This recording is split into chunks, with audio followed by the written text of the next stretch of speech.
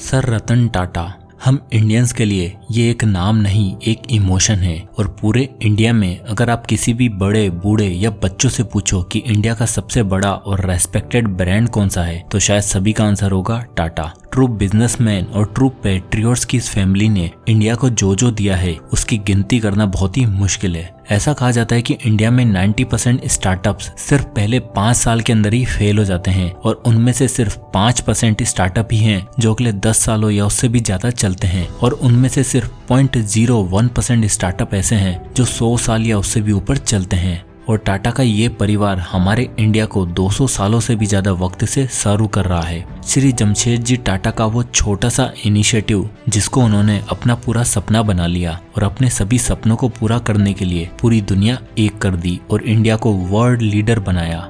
ऐसा इसलिए क्योंकि जमीन से लेकर हवा तक, सुबह की चाय से लेकर महंगी कॉफी तक, इलेक्ट्रॉनिक से लेकर एजुकेशन तक, महंगी गाड़ियों की चमक से लेकर खाने के नमक तक, हर जगह टाटा है। टाटा ग्रुप के अंदर 100 से भी ज्यादा कंपनीज आती हैं जो 100 से भी ज्यादा अलग अलग कंट्रीज में अपना बिजनेस कर रही हैं, जिसमें से टाटा कंसल्टेंसी सर्विस यानी TCS अकेली ऐसी कंपनी है जिसकी मार्केट कैप 11 लाख करोड़ यानी कि $144 बिलियन है। टाटा ग्रुप इंडिया की टोटल GDP में टोटल 4% का कंट्रीब्यूशन करते हैं। और सिर्फ इतना ही नहीं बल्कि टाटा ग्रुप के अंदर टोटल 7.5 लाख एम्प्लॉय हैं। इतनी तो कई कंट्रीज की पॉपुलेशन तक नहीं होती जितने टाटा में एम्प्लॉयज हैं। टाटा एक ऐसा नाम है जिसको देख जिंदल, अंबानी जैसे लोग इंस्पायर हुए हैं। 200 साल पुराने इस मल्टी बिलियन डॉलर ग्रुप ने देश को वो हर एक चीज दी है, और इस मल्टी बिलियन ग्रुप का एक रतन है हमारे सर रतन टाटा, जिनका इस टाटा एम्पायर को या कह लो कि इंडिया को आगे बढ़ाने में बहुत बड़ा हाथ है। रतन टाटा सर ने टाटा एम्पायर को वो एक्सपोजर दिया जिसकी उसे सबसे ज्यादा जरूरत थी। और अगर देखा जाए तो पिछले 50 सालों में सर रतन टाटा ने टाटा ग्रुप को और इंडिया को जिस पोजीशन पर पहुंचा दिया है वो अपने आप में एक मिसाल है। और सिर्फ इंडिया में नहीं बल्कि विदेशों में भी रतन टाटा सर को बहुत सम्मान मिलता है। और तो और बकिंघम पैलेस में चल रहे एक इवेंट के दौरान क्वीन एलिजाबेथ के सामने रतन टाटा सर को दी ऑनरेरी नाइट की उपाधि भी दी गई। पर आखिरकार सर रतन टाटा ने इतने बड़े मल्टी बिलियन डॉलर के बिजनेस को कैसे संभाला और टाटाज आखिर टाटाज बने कैसे, और ऐसी कौन कौन सी बिजनेस स्ट्रेटेजीज हैं जिनको फॉलो करके सर रतन टाटा इतने सक्सेसफुल बन पाए। तो दोस्तों आपके इन्हीं सवालों का जवाब लेकर और सर रतन टाटा को ट्रिब्यूट देते हुए हम आज की वीडियो लेकर आए हैं, जिसमें हम जानेंगे कि हाउ टाटाज बिल्ड इंडिया और सर रतन टाटा की कुछ ऐसी अनकही कहानियां जिससे उनके एक एक्सीलेंट बिजनेसमैन और ट्रू पैट्रियट होने का सबूत मिलता है। So let's start how Tatas shaped India. तो दोस्तों ये बात है साल 1822 यानी कि आज से ठीक 200 साल पहले की। गुजरात के एक पारसी फैमिली में जन्म होता है नरसेन वांगी टाटा का, जो बचपन से काफी एम्बिशियस और इंटेलिजेंट थे।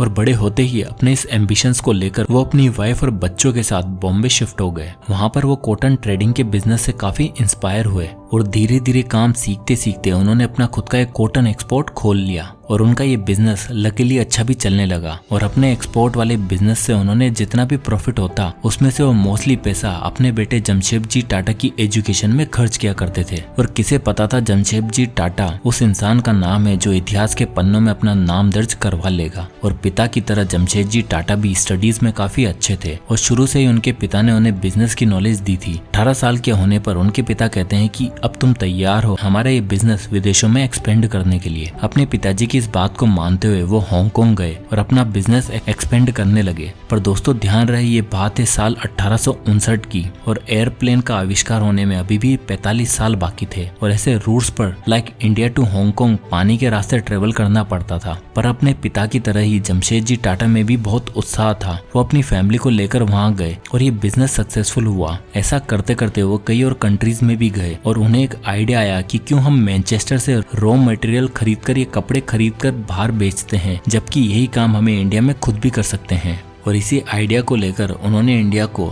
एम्प्रेस फैक्ट्री नाम की इंडस्ट्री शुरू करी। साथ ही child education, women support, charity जैसी चीजों में भी उन्होंने देश की काफी मदद की। जी हाँ, ब्रिटिशर्स की नहीं बल्कि इंडियंस की। और इसलिए उन्हें the father of Indian industry कहा जाता है। जमशेद जी की एक फिलोसफी थी कि बिजनेस आपको वो करना चाहिए जो सच में लोगों की प्रॉब्लम को सॉल्व कर सके और जिससे लोगों का काम आसान हो पाए, और उससे भी जरूरी है उनकी तरक्की हो। और ऐसा ही उन्होंने इंडिया की पहली स्टील फैक्ट्री और इंडिया का पहला 5 स्टार होटल भी खोला और ये उस समय का पहला ऐसा होटल था जहां बिजली आती थी। जी हाँ, मैं बात कर रहा हूँ ताज होटल की। जमशेदजी टाटा के बाद उनकी ये कमान संभाली दोराबजी टाटा ने, जिन्होंने बिल्कुल अपने पिता की तरह इस बिजनेस को चलाया। और साथ ही बहुत ही कम लोग जानते हैं इंडिया को हॉकी में पहला ओलंपिक गोल्ड मेडल दिलाने में भी दोराबजी टाटा का हाथ था। दोराबजी के बाद ये बिजनेस संभाला JRD टाटा ने। JRD टाटा को इस एम्पायर का विंगमैन भी कहा जाता था, क्योंकि JRD टाटा ही भारत के पहले ऐसे लाइसेंस्ड पायलट थे जिन्होंने 1932 में टाटा एयरलाइंस की शुरुआत करी और टाटा ने एविएशन सेक्टर में कदम रखा था।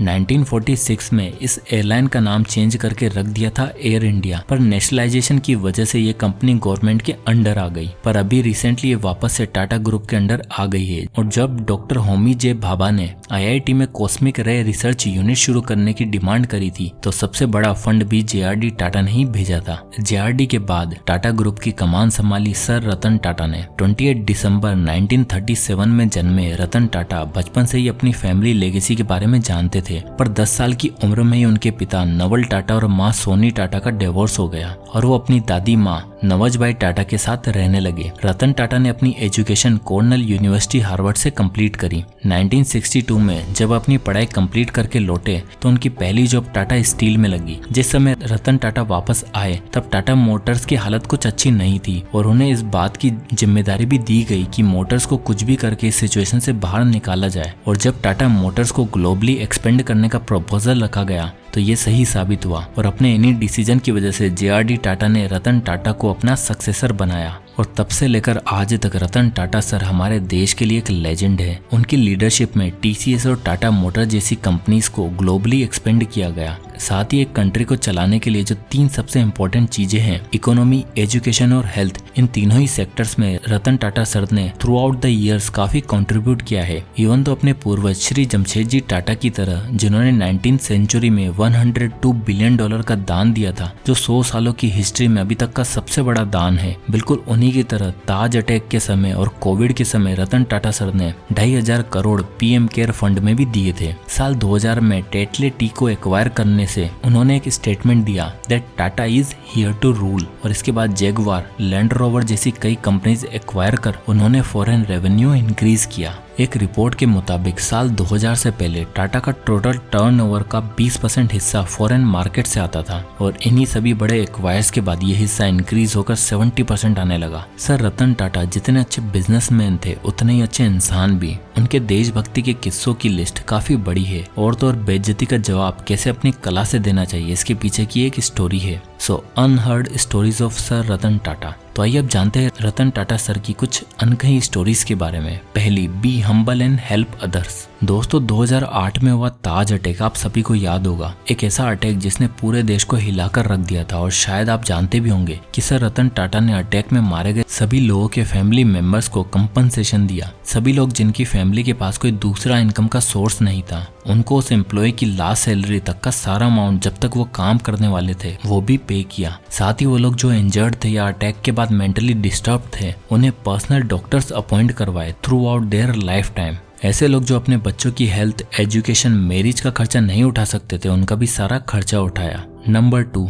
Keep your promises. Ratan Tata sir शुरू से ही किए गए अपने प्रोमिसेस को हमेशा पूरा करते थे। एक बार एक कॉलेज के डीन ने सर रतन टाटा को as a chief guest invite किया तो उनको वहां देख सारे बच्चों की भीड़ उमड़ पड़ी और उनके साथ एक फोटो लेने के लिए भगदड़ मच गई, जिसमें से एक लड़की को काफी चोट आई और उन्होंने सभी बच्चों को कहा इवेंट के आखिरी में वो सभी बच्चों के साथ फोटो खिंचवाएंगे। पर इवेंट थोड़ा लंबा चला गया और रतन टाटा सर को फ्लाइट पकड़नी थी, पर उन्होंने अपनी फ्लाइट कैंसिल कर बच्चों से किया हुआ अपना प्रॉमिस भी पूरा किया और सभी के साथ फोटो भी खिंचवाई और बातें भी करी। रतन टाटा सर शुरू से ही अपनी प्रोमिसेस के बड़े पक्के थे। Number 3, the great acquire. तो दोस्तों जैसे कि इस वीडियो में हमने देखा कि कैसे टाटा ने पूरे वर्ल्ड में अपनी कंपनीज को एक्सपेंड किया, TCS उसका सबसे बड़ा एग्जांपल है। और तो और क्या आप जानते हैं कि नेशनल स्टॉक एक्सचेंज यानी कि NSE के मार्केट्स के जो सॉफ्टवेयर मॉनिटर करते हैं वो TCS ने ही बनाया है। और इंडिया में तो TCS नंबर 1 IT कंपनी ही है, पर यूके में भी इसे टॉप 2 IT कंपनीज में से एक माना जाता है। और यूके की एक कंपनी टेटले टी,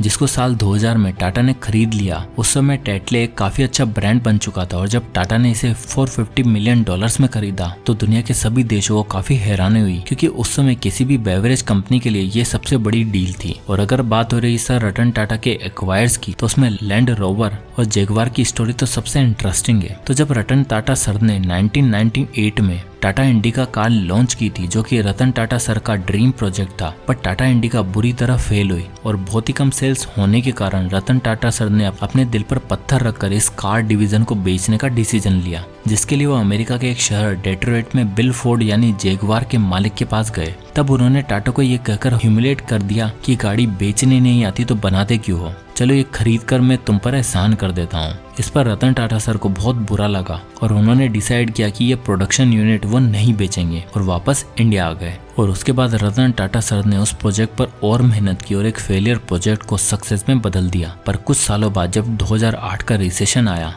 तब बिल फोर्ड की 2 कार कंपनियां जैगवार और लैंड रोवर बिक रही थी। तब रतन टाटा सर वहां पहुंचे और हाईएस्ट बिड रखी, जिसको देख बिल फोर्ड को अपनी गलती का एहसास हुआ और रतन टाटा सर से माफी मांगी और रतन टाटा ने उन पर एहसान करते हुए जैगवार और लैंड रोवर खरीद ली। तो दोस्तों, सर रतन टाटा और उनकी 200 साल पुरानी हिस्ट्री से हमने ये सीखा कि कैसे एक बिजनेस ने पूरे देश को बदल कर रख दिया है और अपने बिजनेस के साथ अपनी कंट्री के लोगों की हेल्प के लिए हमेशा टैक्स पे करना और चैरिटी देना चाहिए। 2008 का ताज अटैक हो, कोविड-19 पेंडेमिक हो या फिर बड़ी से बड़ी प्रॉब्लम ही क्यों ना हो, सर रतन टाटा ने इन सभी सिचुएशन में इंडिया का साथ दिया है। अपने काम और अपने साफ दिल की मदद से उन्होंने अपनी फैमिली की लेगेसी को बहुत ही बखूबी से आगे बढ़ाया है और फ्यूचर में शायद ही भारत को ऐसा रतन टाटा मिले। जय हिंद।